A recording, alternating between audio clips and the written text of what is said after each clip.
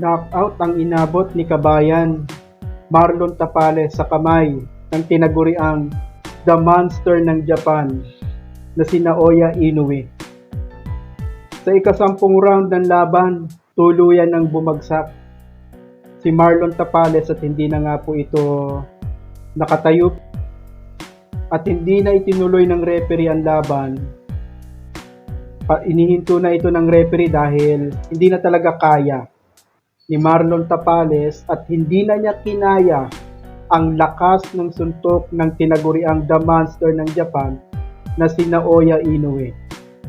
Kaya natalo po ngayon ang ating pong pambato, ang ating kababayan na si Marlon Tapales. Pong napakalakas at napakahusay ni Naoya Inoue.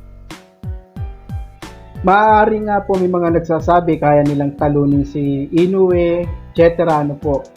Masasabi lang natin kaya nilang talunin ito kapag nagharap na talaga sila ni Naoya Inoue. Pero kung halimbawa sasabihin lang kaya niyang talunin, ganito, etc.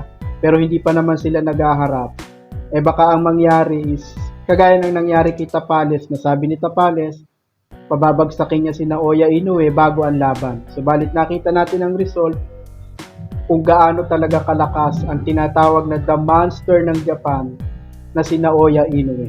Malapit-lapit lang po na po pwede nating sabihin pwedeng tumalo kay Naoya Inoue ay si Nonito Donaire kung prime ni Nonito Donaire ang pag-uusapan at nagtagpo sila ni Naoya Inoue.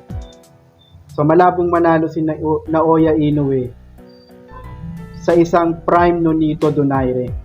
Nung magharap kasi sila, hindi na po prime ni Nonito, may edad na kasi si Donaire noon, kaya natalo niya talaga si Nonito.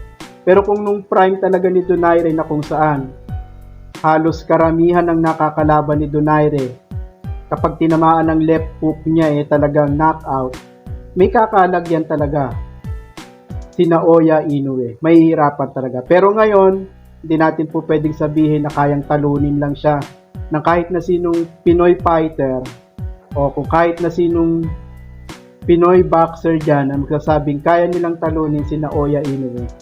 Madaling sabihin kaya pero once na magkaharap sila, doon natin makikita kung kaya talaga nilang talunin si Naoya Inoue. So knockout po ang ating pambato na si Marlon Tapales sa round 10 sa kanilang naging laban na ito.